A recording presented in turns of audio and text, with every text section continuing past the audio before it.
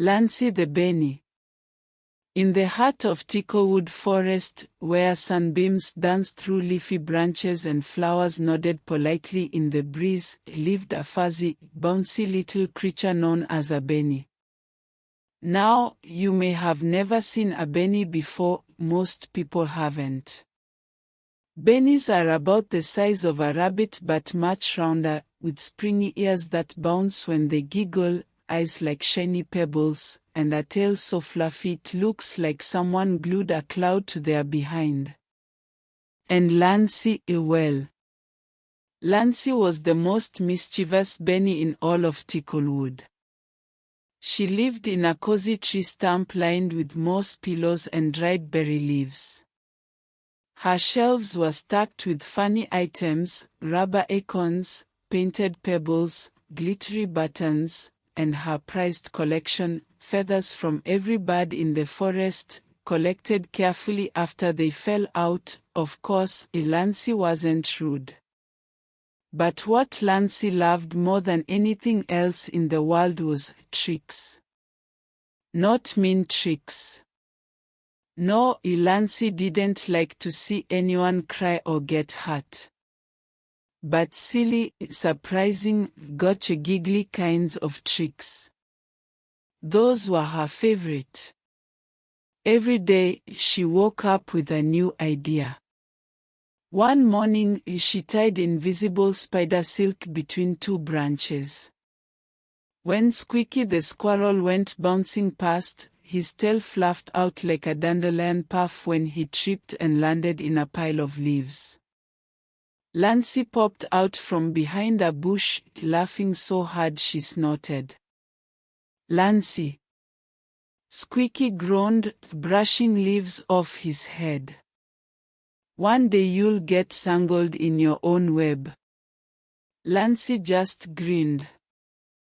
But today is not that day. Another time, she carefully painted all the pine cones near the river a bright bubblegum pink. When the hedgehogs came to collect snacks for winter, they were baffled. "Are these fruit?" mumbled Henny the hedgehog, poking one with a paw. "Nope." Lansy squeaked from a tree branch.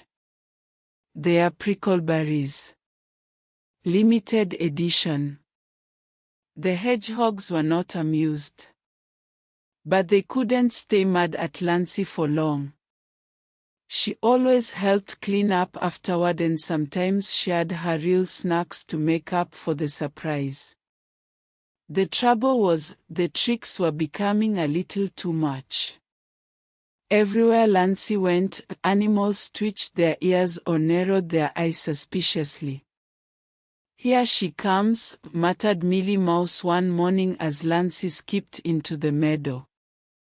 Millie clutched her sandwich tight. "Don't let her near your food." Ricky Raccoon peered out from behind a tree. "She put sparkles in my shampoo again," he grumbled, shaking glitter from his fur. Even the wise old owl, Oliver, sighed from his perch. "That Benny's going to learn a hard lesson one of these days." But Lansy didn't see the worry. She saw giggles, not groans. "They are just jealous I have all the fun," she said one afternoon, bouncing across a log to the river. And she did have fun. Lots of it. She'd wake up in the morning with her tail twitching and her ears wiggling with excitement, already planning the next silly surprise. Every rock was a prank waiting to happen, every branch a perfect hiding place. She once crafted a fake bee's nest out of bark and fluff and hung it near Gilda Goose's nest. When Gilda waddled by and squawked in alarm, Lansy jumped out with a leaf hat and shouted, "Just kidding. It's a snack basket." Inside the nest were breadcrumbs and corn kernels. Even Gilda had to laugh, eventually. But not everyone found it funny all the time. "You're going to get yourself into trouble," warned Toby the turtle, who was very slow and very wise. He was so slow, he hadn't even noticed the fake mustache Lansy had stuck on his shell the week before. "And one day, you might not be able to trick your way out of it." Lansy just flipped backward into the river with a splash and shouted, "Trouble has to catch me fast." That night, Lansy lay in her mossy bed, belly full of berries and laughter. Moonlight filtered in through a crack in her roof, and the forest was quiet, except for the occasional cricket song or faraway owl hoot. She wiggled her toes. "Maybe tomorrow," she whispered to herself, "I'll build the funniest trap anyone has ever seen." She imagined it already, a surprise hole, maybe a cookie crumb trail, a little bounce here, a little twist there, and the look on someone's face when they gently plopped inside. Lansy giggled so hard her blanket bounced off the bed. She didn't know it yet, but tomorrow wouldn't go quite the way she planned. Because while Lansy was good at tricks, sometimes tricks bounce back. And when you live in a forest full of friends, every trick teaches a lesson. But for now, Lansy snuggled into her fluffy moss, tail curled like a cinnamon bun, dreaming of giggles and goofs and the greatest prank of all. The grand plan. The sun rose gently over Ticklewood Forest, painting the treetops with golden light. Birds chirped their morning songs, leaves rustled with sleepy yawns, and mushrooms blinked dew from their cups. But inside a mossy tree stump near the heart of the forest, Lansy the bunny was already wide awake. She sat upright on her moss pillow, ears perked, eyes sparkling, and tail bouncing like a drum. "I've got it," she whispered, a grin spreading across her fuzzy face. "The best trick I've ever thought of." She leapt to her feet and began pacing around her cozy home. Forget tiny jokes. Forget silly paint. This will be legendary. She raced to her shelf of supplies and started gathering items, a small pouch of cookie crumbs, some leafy twine, and her favorite trick book titled Giggles, Gags, and Gentle Pranks by Flimsy the Fox. Flipping to a marked page, she reread her favorite section aloud in a dramatic voice.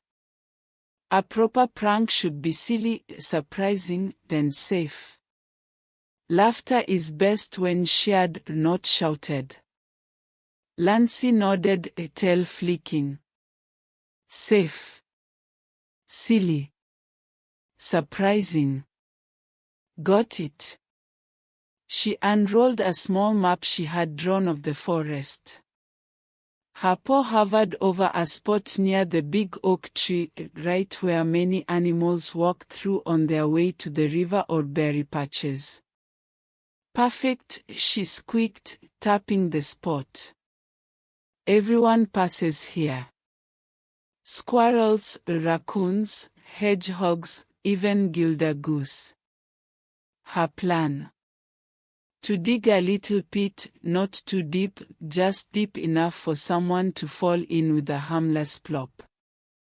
Then, she'd cover it with twigs and leaves, top it off with cookie crumbs, and wait in hiding. When someone came by, curious about the crumbs, splat. Right into the leaves. Then she'd leap out, waving a banner that read, "You fell for it." She laughed just thinking about it. Not in a mean way, just a squeaky, giggly, belly laugh kind of way. "Oh, Lansy," she told herself. "You are a genius." Excited beyond words, Lansy packed her bag with her trick tools and bounced out of her stump. The forest air was warm and smelled like pine and breakfast. She passed Squeaky the squirrel on a branch above. "Hey, Squeaky," she called. He narrowed his eyes. "What are you planning, Lansy?" "Just a bit of forest fun," she answered with a wink. Squeaky held onto his nut tightly. "Aha! I'll be walking around with my eyes open, thank you very much." Lansy bounced past him, humming a bouncy tune. Down by the giant oak tree, she found her spot, a little clearing near a curve in the path. It had soft ground, perfect for digging, and was shaded enough to hide her prank's secrets. She got to work. First, she dug. She wasn't the best digger, her paws weren't made for hard work, but she managed a small, round pit about knee-deep. It wouldn't hurt anyone, but it would definitely surprise them. Next came the twigs. She laid them carefully across the top, weaving them like a forest net. Then she covered everything with a light layer of leaves, forest fluff, and a few pine needles for good measure. Finally, the finishing touch, cookie crumbs. She sprinkled a perfect little trail across the top of the trap, just enough to tempt anyone who might be curious. "There is," she said, standing back and admiring her work. "A masterpiece." Just then, a gentle breeze swirled through the trees, lifting some leaves off the trap and scattering them down the path. Lansy chased a few and pressed them back in place. "You're not ruining my plan," she muttered playfully to the wind. With the trap ready, Lansy scampered to a nearby bush and hid behind it, barely able to contain her excitement. She could already imagine the scene. Millie Mouse would come skipping by, see the crumbs, nibble one, then, whomp. Down she'd go. Or maybe Ricky Raccoon would stroll along, sunglasses on, and bam. Surprise. Even better, Gilda Goose might waddle along and try to gather the crumbs in her beak, whoosh, into the leaves. And then Lansy would pop out and say, "Just a bit of Benny business." But what if no one came? What if everyone was still wary of her tricks? She peeked from the bush and squinted down the path. Not a paw print. Not a feather. Not even a curious turtle face. She whispered, frowning. "Maybe I need a sign." She fished in her bag and pulled out a small stick and a square of bark. With her berry ink pen, she scrawled, "Free cookies ahead." She stuck the sign in the ground a little way down the path, pointing toward the trap. "Perfect," she whispered, ducking back into her hiding spot. "Now they have to come." She settled in and waited. And waited. And waited. A butterfly fluttered past. A breeze rustled the branches above.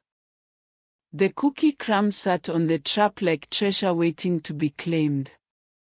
But no one came. Lansy's ears began to droop.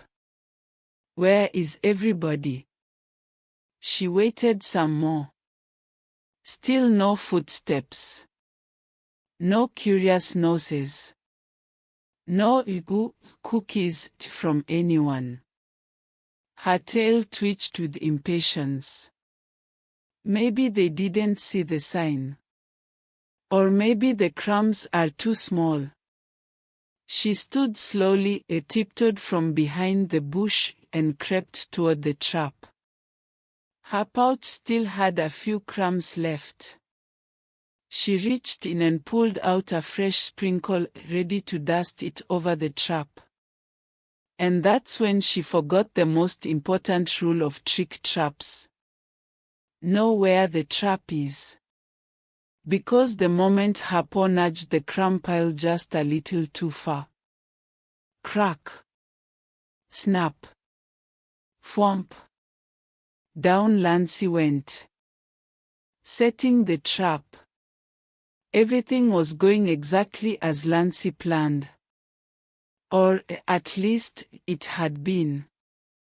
The trap was dug, the twigs were laid, the leaves fluffed, and the cookie crumbs, her favorite part, had been sprinkled across the top like sugar on a pie. And now it was time to wait. Lansy crouched behind a thick bush, her big benny ears folded low, her tail tucked beneath her.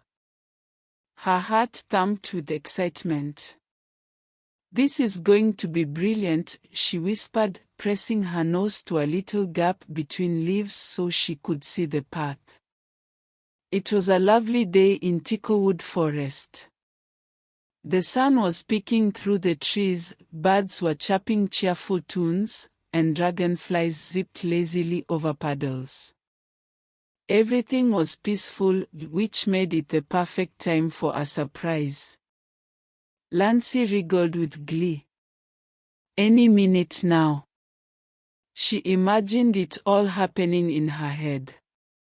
Millie Mouse comes bouncing by with her sunflower seed muffins. She sees the crumbs. "Ooh, free cookies," Millie says, tail twitching with curiosity. She tiptoes over. Reaches out. Snap.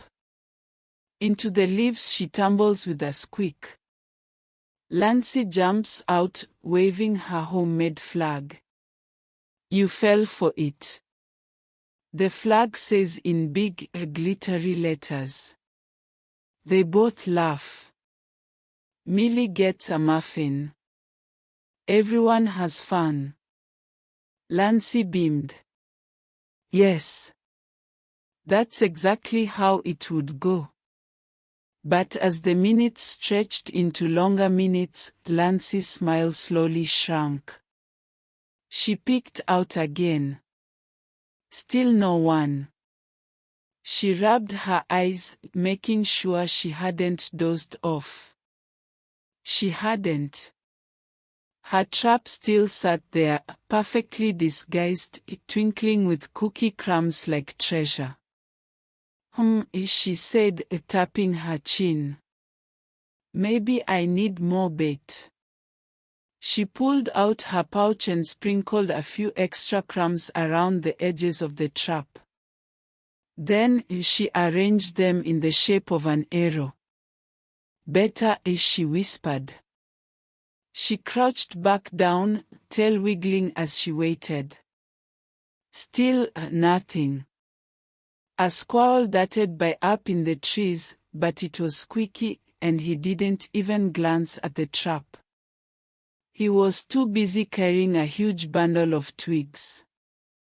Farther down the path, Gilda Goose waddled by, but she took the long route around the clearing, eyeing everything with suspicion.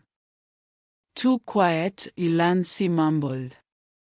Just then, a voice startled her. "What's Cha doing in the bush, Lansy?" She spun around and saw Toffee, the tiniest chipmunk in the forest. He wore a leaf cap and had two missing front teeth, which made his smile even bigger than usual. "Shoo," Lansy said, pulling him into the bush with her. "It's a surprise." Toffee's eyes lit up. "Oh, a prank." "Not just a prank," Lansy said proudly. "The prank. I built a leaf-covered trap right there. With cookie crumbs and everything." Toffee gasped. "Are they chocolate chip?" "No," Lansy said. Sunflower sprinkle. You know, the squirrel kind. Toffee made a face. Yuck. That's boring. Lansy rolled her eyes. It's not for eating. It's for tricking. Toffee squinted through the bush leaves. I think that's Ricky Raccoon coming. Lansy's ears perked. Really? Sure enough, Ricky was meandering up the trail, whistling a little tune. His fur was extra shiny, and he wore his sunglasses even though the forest was mostly shaded. He'll definitely fall for it, Lansy whispered, excited. He never pays attention. But just as Ricky came near the trap, he paused. He looked around. Then, without a word, he pulled something out of his backpack, a long stick. What's he doing? Lansy whispered. Ricky poked the ground ahead with the stick. Poke. Poke. Snap. The leaves caved in, the twigs broke, and the stick dropped into the hole with a soft thud. Ricky grinned. Nice try, Lansy, he shouted. Then he walked off, laughing. Lansy's mouth dropped open. He knew. Toffee blinked. Wow. Maybe your pranks are too famous now. Or maybe I need a better disguise, Lansy muttered. She climbed out of the bush and stomped over to the trap. I worked so hard on this. Everyone's avoiding it. Toffee followed her, hopping over a log. Maybe you should try a different spot. Lansy tilted her head. But this one's perfect. Look at the sunlight. The leaves. The cookie trail. She paused, frowning. Hey, where did the crumbs go? She looked down. The cookie crumbs were still on the path, mostly. But the ones near the center of the trap were gone. Lansy's eyes narrowed. That's odd. She bent over, pulling out more crumbs. Just a few more to freshen it up. Then maybe someone will fall in. She reached out, carefully. Plop. One crumb fell. Plop plop. Two more. She leaned a little further. Snap. Her ears twitched. Crack. She froze. Oh no, she whispered. Hump. And just like that, Lansy, the Benny prank queen of Ticklewood Forest, fell straight into her own trap. Down she tumbled into a pile of soft leaves and twigs. Her pouch burst open, cookie crumbs flying like snowflakes. Her tail stuck straight up in the air like a fluffy exclamation mark. Toffee peeked over the edge of the trap. Lansy. She groaned, brushing a leaf out of her mouth. I think I forgot where I put the trap. Toffee giggled. Don't you dare laugh, Lansy said, glaring playfully. Toffee did dare. He laughed so hard he nearly rolled into the hole too. Lansy sat at the bottom of her own prank, arms crossed, ears drooping. This was not the plan. Not at all.